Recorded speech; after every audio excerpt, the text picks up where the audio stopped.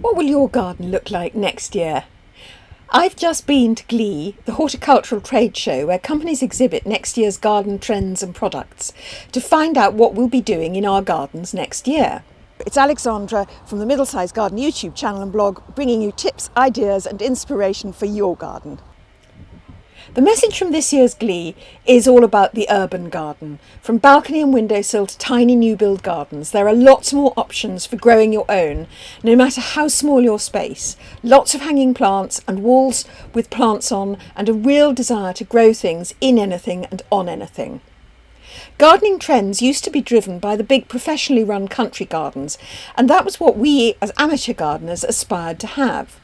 One of my brother-in-law's favourite gardening books from the 1950s has the advice, no matter how small your estate, it really is important to have at least 3 acres of woodland. Gardening today is more likely to be about 3 feet of space rather than 3 acres.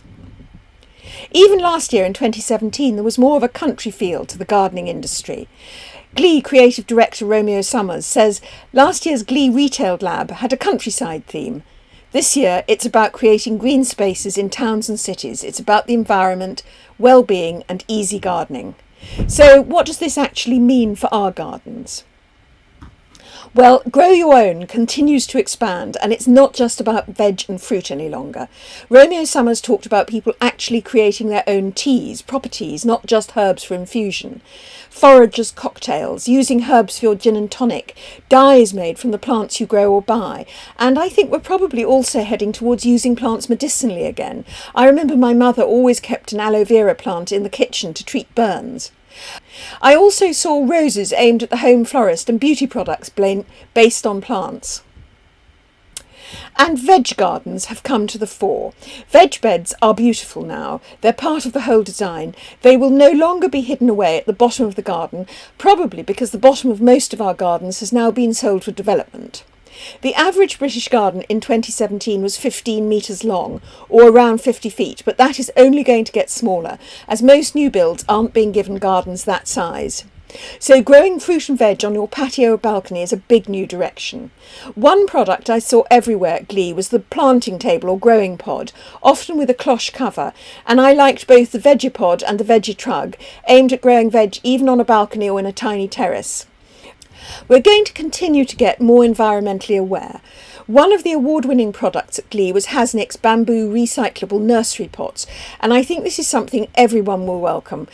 In the new product area, I counted 9 compost or soil-related products, 5 of which were peat-free, which is really important.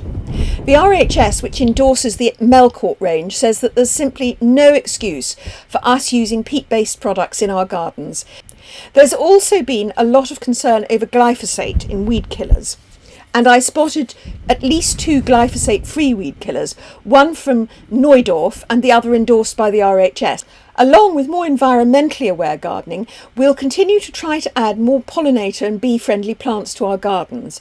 At Wyvale, they've identified wildlife-friendly and pollinator-friendly cottage garden-type plants as being the hottest trend last year and coming up over this year. And so they've developed smaller plants for smaller gardens, such as this half-size agapanthus called Fireworks. Back to pots again. We are seeing lots more options in decorative pots. Of course, if you're renting, you can take your pot garden with you. So now pots are to gardening what accessories like handbags and scarves are to fashion. You can get hanging pots, contemporary pots, traditional with a twist pots, designer pots, pots as room dividers, coloured pots, talk pots, pots that look like terracotta, and anything else you might like. Colour is getting much more specific inside and out. Fashion filters through. For example, ideas that come from the fashion catwalk often filter into the home and then out into the gardens, and this cycle gets a little bit faster every year. Now we think of the garden as an outside room and the home as an inside garden. So people are starting to think about having the same colour schemes in both. I did see more coloured garden furniture, especially in pastels or bright pastels, and often with a vintage feel, such as these pink chairs from Premier's outdoor living range. Romeo Summers also predicts that we'll be choosing and growing flowers to go with our interior colour schemes. Techs a big new growth area in gardens, most specifically electronically controlled irrigation systems. International executives or people who travel can go away on business regularly, knowing that their gardens will be fed a very precise amount of water at a very precise time, which is also a very good use of water. And there's growing sophistication in outdoor kitchens, great big barbecues that can do more than just barbecue. Solar garden lighting, which once again is good if you rent, because you don't have to drill through walls or hire an electrician. There are lots and lots of different outdoor cushions, botanical prints, and of course inside we will continue with houseplant mania. So what do you fancy out of all this? Let me know in the comments below or on social media, and do hit like if you'd like to see more about garden trends. I'll be keeping you up to date here on the Middlesized Garden, so if you haven't subscribed, we upload on Saturdays with tips, ideas and inspiration for gardens which aren't very big.